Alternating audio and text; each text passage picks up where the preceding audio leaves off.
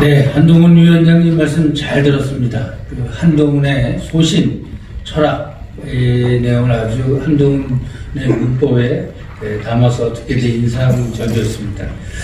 특히 목련이 피는 4월에 대한 각오,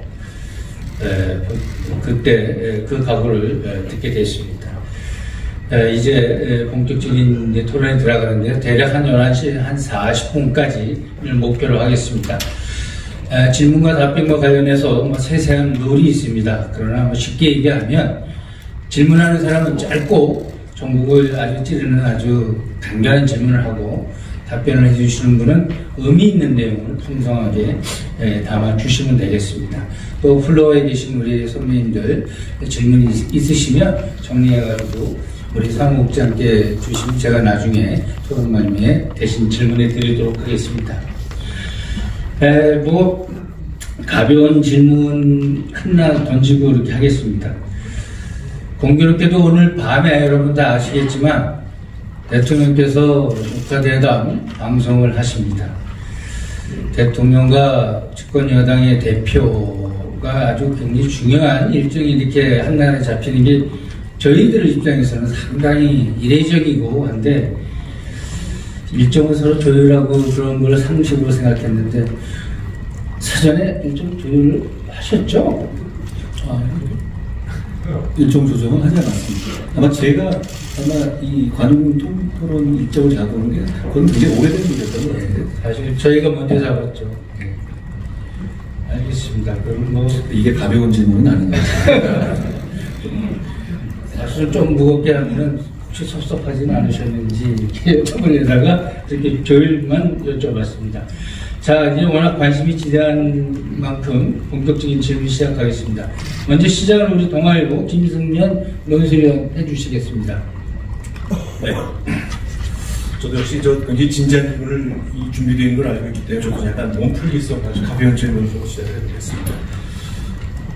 오늘도 이 연설에서 얘기를 좀 하셨는데 동료심이라는 말씀 하셨거든요. 그 의미도 좀 충분히 설명하신 것 같습니다. 제 질문은 어디서 이 동료심이라는 말을 처음 알게 되셨고 또는 사용하게 되셨고 무슨 계기가 있었다거나 이걸 간단하게 좀 설명해 주시죠. 저는 국민이란 말 자체가 가지고 있는 추상성도 대단히 좋게 보고 의미 있게 보는데요. 지금 시대로 보면 국민에 대한 추상적인 개념보다는 제 옆에 있는 분들 같이 살아가는 현실 속의 동료심에 집중하는 정치를 해야겠다는 말씀으로 드린 것이고요. 저는 장관할 때도 법무부 가족 이런 말을 보면 안 좋아했어요. 가족은 집에 있는 거죠. 우리는 동료일 뿐입니다. 그리고 그런 동료의식으로서 각자의 수평적 수직적 이 문제가 아니라 우리는 다 헌법과 법률에 위임된 범위 안에서 각자 할 일을 하는 사람들이니까 서로 간에 동료의식이 있어야 한다는 생각을 많이 해왔습니다. 그리고 제가 동료의식이라는 말에 대해서 좀 나름대로 제 가슴 속에 깊이 박혀있고 그 오래 가져갈 기억은 과거에 연평도 포격 사건에서 인천의 스파월드라는 인천에서 그 사장님이 계셨어요. 그분이 연평도에 포격을 당해서 피격을 당한 정말 우리의 국민들을 자기 업장을 그냥 무료로 내주셨거든요. 일주일, 하루, 이틀 이게 아닙니다. 몇 달 동안. 결국 그런 여파가 지속되면서 그분이 망하셨습니다. 저는 그런데 그렇게 어려울 때 자기 업장을 내세울 수 있는 그런 동료의식이야말로 우리 사회의 품격과 우리 사회의 이 민주주의를 완성시키는 성숙함이라고 생각합니다. 제가 그런데 인천에서 당행자라는데 그분이 연락이 오셨어요. 제가 이런 얘기를 한 번 한 적이 있는데 그분이 굉장히 감동했다고 저를 보고 싶다고 해서 제가 모셨었는데 제가 사실 거기서 더 한 번 감동한 것이 그분이 그렇게 망한 이후에도 아직까지도 그런 봉사활동을 계속 하고 있다는 것이었거든요. 저는 어떤 상황을 볼 때 좀 감정이입을 해보려고 노력합니다. 저는 제가 국가를 위해서, 사회를 위해서, 동료심을 위해서 제가 뭐든지 헌신할 수 있다는 생각이 스스로 되어 있습니다. 그 점에 대해서 저는 어릴 때부터 그렇게 생각해 왔거든요. 그런데 제가 정말 그 사장님의 입장이었을 때 그렇게 행동할 수 있었을지에는 자신이 없습니다. 아직도. 그런 면에서 제가 대단히 존경하는 마음을 가졌고요. 그런 차원에서 동료 시민이란 말은 앞으로 제가 계속 쓰게 될 것 같습니다. 네. 한 번만 더 짧게 질문 드리자면, 그래서 그 동료 시민이란 말이 퀴즈인지는 알겠는데 처음 내 마음속에, 머릿속에 그 표현이 들어온 때가 있었던지 기억이 나십니까? 사실 그리스 시대부터 쓰던 말 아닙니까? My fellow citizen 이런 종류잖아요. 저는 그걸 봤을 때 그냥 국민 여러분이라고 했었을 때 국민들께 다가가는 정도와 그 현실 속에서의 어떤 이 접근성이 차이가 크다고 생각합니다. 언제였는지 기억은 안 납니다만 어느 순간부터가 저는 이 관련 있는 답인지 모르겠습니다만 저는 어릴 때부터 제일 싫어하는 질문이 너 나중에 뭐가 될래? 였습니다. 저는 정말 되고 싶은 게 없었거든요. 그런데 정말 하고 싶은 건 많았어요. 그렇게 하고 싶은 것이 이 사회를 조금 더 좋은 곳을 만드는 것, 사람들을 좀 더 삶을 즐겁게 하고 좋게 만드는 것, 그런 차원의 문제였습니다. 그런데 제가 생각하는 그 사람들이라는 것은 또 추상적인 국민의 개념이 아니라 지하철에서 같이 타고 있는 옆에 분들, 그리고 오늘 오신 분들 같이 현실 속에서 마주하는 현실 속의 동료 시민 같은 거였습니다. 그런 정도로 말씀드리겠습니다. 알겠습니다. 자, 이제 법무장관 시절에는 국회에서 주로 이제 질문에 답변하는 위치에서 정치를 보셨을 텐데, 이제 정치 한복판으로 오신 지 한 달 좀 지났습니다. 장관 시절과 비대위원장이 된 지금 시절, 정치란 이런 거다에 대한 것에 생각의 차이가 있다면 가장 큰 게 뭐가 있을까요? 저는 예전에 그런 얘기를 해본 적이 있는데요. 전 정치라는 것은 공공선의 추구라고 생각합니다. 이게 뭐 그리스 시대부터 나오는 말이고 좀 고루한 말인 것 같습니다만 저는 이 정의는 지루하지 않은 정의고 앞으로도 지루하지 않은 정의라고 생각합니다. 그런 차원에서의 정치는 사실 저는 20여 년간 해왔다고 생각합니다. 여기 계신 모든 상당수의 분들도 그런 정치를 같이 하고 있다고 생각합니다. 다만 권력을 쟁취하는 의미의 정치를 시작한 거는 그런 작은 의미의 정치를 시작한 것은 제가 한 달밖에 안 됐죠. 저는 이 두 가지가 크게 다르지 않아야 한다고 생각합니다.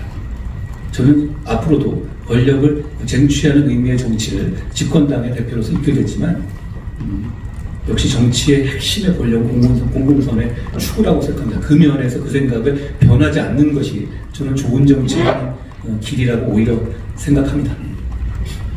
예, 그 위원장님 기조 말씀이 여운이 남아서 아무래도 이런 그 기조 말씀에 있는 표현이라든지 이런 질문이 시작된 것 같습니다. 또 목련이 피는 4월, 목련이 피는 어떤 총선에 대한 말씀을 많이 하시니까 총선 결과에 따라서 우리 위원장님 향후 행보에도 상당히 영향이 미칠 것 같습니다.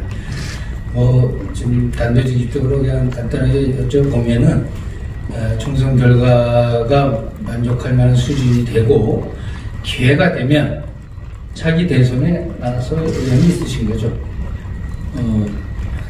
저는 사실 이런 스피치나 이런 기자답변을 할 때 준비를 별로 안 하거든요. 안 하는 이유는 그냥 제가 생각하는 것을 가감없이 말하는 게 크게 국민들이 보시기에 거슬리지 않는다는 점을 제가 한 1, 2년 동안에 그걸 알았기 때문이고 그게 오히려 더 효과적이라는 걸 알았기 때문입니다. 4월 10일 이후에 진짜로 뭘 해야 될지에 대해서는 정말 생각해보지 않고 있습니다. 여러분 여기 정말 정치라든가 이런 거 쉽게 높으신 분들이 있는데 입장 바꿔 생각해보더라도 4월 10일 이후에 제 인생이 좀 꼬이지 않겠습니까? 이기든 지든. 저는 그걸 알고 나왔습니다. 그렇기 때문에 그 이유는 정말 생각하지 않고 있습니다. 그러니까 그때 인생은 그때 생각해보죠. 사실 저는 인생 자체가 마음대로 되지 않는 것이기 때문에 스트라이크 존을 넓혀놔야 한다고 생각합니다. 그리고 총선 결과에 대해서 말씀하셨는데요. 제가 여기서 이거를 짚고 넘어가겠습니다. 국민의힘이 대단히 어려운 상황이기 때문에 정치, 좁은 힘의 정치를 안 해본 사람을 갑자기 당대표로 불러 올린 것이죠. 그리고 그만큼 이번 총선의 승리가 전 이 나라를 위해서 국민의힘의 승리가 아니라 이 나라와 이 동료 시민을 위해서 정말 중요하고 필요하다고 생각합니다. 저는 그게 절실하다고 생각하니까 제가 어찌 보면 죽을 길인 거 아니어서도 나왔고요. 그렇기 때문에 저는 이번 아까 만족스럽지 못한 결과를 말씀하셨는데 이번 총선에서 저희가 저희가 지금 생각하는 그 목표를 달성하지 못한다면 저는 당연히 비상대책위원장직에서 물러날 겁니다. 너무 당연한 말씀이니까 제가 따로 드린 말씀은 아니기도 합니다만 그 점을 분명히 말씀드립니다. 저는 그만큼 이번 선거 4월 10일 목련이 필 때의 선거에 집중할 것이고 그 이외의 것은 정말 생각하지 않습니다. 그 이외의 걸 생각한다면 그 승리에 방해가 될 거라고 생각합니다. 그 이후에 제 그림이 어떨 것인지에 대한 생각은 제 머릿속에 없습니다. 예, 우리 한동훈 위원장님 각오 여러분들 아마 체감하실 겁니다. 지금 총선 얘기가 집중되고 있는데, 자, 그럼 이재교 문화일보 정치부장 총선 얘기 본격적으로 질문해 보시죠. 네. 선거는 일단은 그 민심을 확인하고 그 권한을 국민으로부터 위임받는 과정이라고 봐집니다. 총선에서는 이제 지방선거와 달리 어떤 중앙당이 선거 구도 전략이 강하게 작용을 하고요. 그 집약이 이제 공천이라고 볼 수 있습니다. 그랬을 때 요번에 한 위원장 갖고 계신 공천 원칙이 무엇인지 그리고 국힘이 과연 낡은 어떤 수구의 틀을 깨고 국민들에게 보여줄 미래에 대한 비전이 무엇인지. 공천에 대해서 클리셰로 얘기하자면 깨끗한 공천, 당사자를 설득할 수 있는 공천, 이기는 공천이겠죠. 이 클리셰에는 동의하고 저희는 이게 목표인 건 맞습니다만 조금 더 구체적이고 날것의 말씀을 말씀드리자면 공천 과정에서 저는 과거의 문제를 봤습니다. 과거의 문제는 공천을 하는 과정에서 이기기 위한 목적만 생각하는 게 아니라 한 정당이 자기가 신세지거나 아는 사람을 은혜 갚는 식으로 끼워넣는다든가 그리고 최대한 이기는 것을 목표로 하기보다 그 이후에 내부 정치나 자기 세력 확대를 목적으로 한 구도를 짜려는 것. 이런 식의 사가 들어갔을 때 선거가 망하는 거라고 생각합니다. 그런 공천 하지 않겠다는 거고요. 그런 공천을 하지 않기 위해서의 대표라면 제가 우리나라에는 정당의 대표 중 가장 유능하다라고 말할 수 없을지 모르지만 저는 그 공천을 하기에는 가장 적합하고 준비되어 있는 대표입니다. 저는 아는 사람이 없습니다. 그리고 그걸 계파의 문제는 상당히 지역적인 문제라고 생각합니다.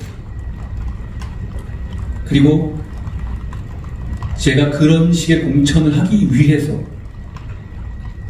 정치에 데뷔하는 날 정계은퇴 선언 비슷하게 불출마 선언을 했습니다.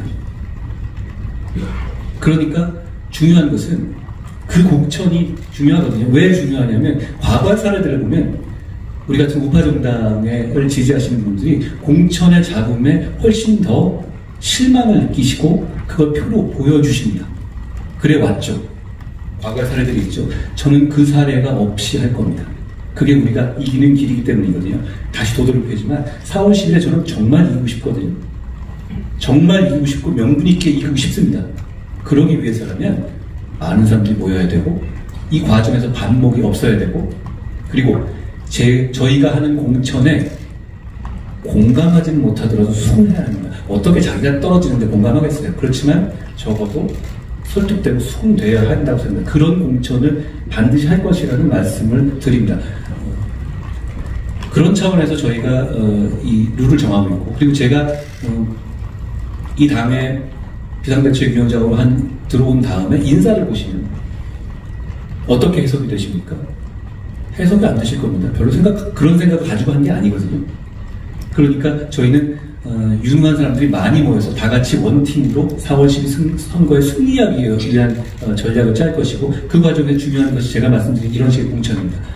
내용에 대해서는 우리 국민의힘에 대해서 국민들이 실망하셨던 것이 분명히 있다고 생각합니다. 그러니까 저를 불러 올렸다는 것은 약간 저와 반대되는 면에서 실망하셨다는 부분이 분명히 있었던 것이죠. 반응이 너무 느렸죠. 싸워야 할 때 몸살리고 싸우지 않았죠. 그리고 다 떠나간 다음에 얘기하고 직접적으로 몸살리고 덤비는 사람이 적었습니다. 우리 국민의힘 그렇게 할 겁니다. 그렇게 바뀌고 있습니다. 우리 속도가 바뀌고 있습니다. 저는 이 당을 맡은 이후에 어떤 종류의 네거티브가 오거나 어떤 종류의 우리에 대한 뭐가 나오면 무조건 24시간 내에 반응하도록 지시했습니다. 그리고 그거 나가는 경우를 통일성을 갖추기 위해서 반드시 저를 거치게 했습니다. 밤이든 낮이든 저에게 문자를 보내고 제가 한번 보고 나가게 했습니다. 국민들께서는 이슈를 24시간 이상 기다려주시지 않을 거거든요. 우리는 거기에 대해서 우리 지지자와 우리 국민들이 수긍할 수 있는 논리를 제공해 드려야 합니다. 그 부분에 대해서 속도를 내야 되는 것이고요. 그 속도감을 이번 총선에서 충분히 보여드릴 겁니다. 위원장님 말씀은 그렇다면은 어떤 권력의 실세 또는 의회의 기득권 이런 것들이 대표되는 분들이 이번 공천에서 상당수 탈락할 수도 있다는 의미로 받아들여도 되겠습니까? 권력의 실세, 의회 권력의 핵심 중에서 이길 수 있고 그게 우리 당의 선거에 도움이 되는 분이라면 그분들이 불출마하겠다고 하면 제가 집에 가서 말릴 겁니다. 기준은 명확합니다. 국민에게 설득이 없고 국민에게 사랑받을 수 있는 후보가 이길 수 있는 지역에 나가서 이겨야 되는 거예요. 그분들은 반드시 이겨야 되는 분들이라면 반드시 나가야 되는 것이죠. 그러니까 그게 어떤 몇 석 이상은 그만둬야 되고 어떤 권력과 친하면 그만둬야 되고 이런 식의 논리는 이기는 논리가 아닙니다. 국민의힘은 지난 선거에서 수도권에서 상당히 참패를 했습니다. 그리고 선거는 이제 중도층을 확보하기 위한 그래서 선거 승패가 달려 있는데 중도층 표심을 확보하기 위한 국힘의 전략은 무엇입니까? 아까 말씀드렸지만 서울과 수도권 너무 많이 졌습니다. 그렇기 때문에 역설적으로 저희한테 가능성이 많이 있는 겁니다. 제가 그렇기 때문에 최근 들어서 소위 말하는 한강 배틀이나 이런 쪽에 있어서 우리가 의미 있고 헌신하려는 우리의 스타들을 많이 소개하는 것도 그런 식의 바람을 일으키기 위한 겁니다. 너무 많이 졌기 때문에 바람이 필요합니다. 그 바람을 제가 주도해서 일으키려고 노력하고 있습니다. 그걸 국민들께서 알아주실 거라고 생각하고요. 중도층에 대한 말씀은 제가 조금 전에 스피치에서 말씀드린 거랑 비슷한데요.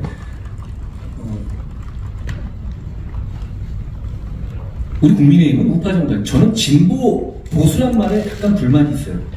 진보 보수라는 말에는 가치가 들어가 있잖아요. 진보는 앞으로 나가는 거고 보수는 마치 숙인 것 같은 이미지가 들어가 있죠. 실제 의미는 그렇지 않지만 그렇기 때문에 저는 조금 불편하더라도 좌파 우파란 말을 오히려 쓰는 편인데요. 우리 국민의힘은 자유주의 우파 정당입니다. 아까 말씀드린 것처럼 경쟁과 자유를 반드시 지켜내야 되는 정당이죠. 그렇지만 그 기본 하에서 피벗으로 약자를 보호하고 소수자도 보호해야 하는 겁니다. 그런 정책을 저희는 이미 내고 있고요. 그런 면에서 오히려 지금의 민주당보다 우리가 더 미래지향적이라는 말씀을 아까 드린 겁니다.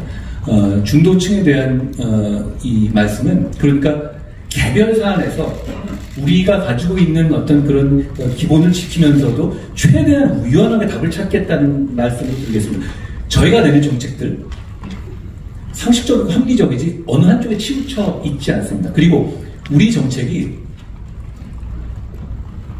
저는 공약을 낼 때 우리 공약팀에 이렇게 주문을 드립니다. 큰 틀에서 세상을 바꾸는 공약 그게 이번 총선에 이루어지지는 않아요. 이런 총선 규모에서 그렇게 이루어지지 않지 않습니다. 우리 모두 알죠. 그런데 제가 공약팀에 주문하는 건 이겁니다.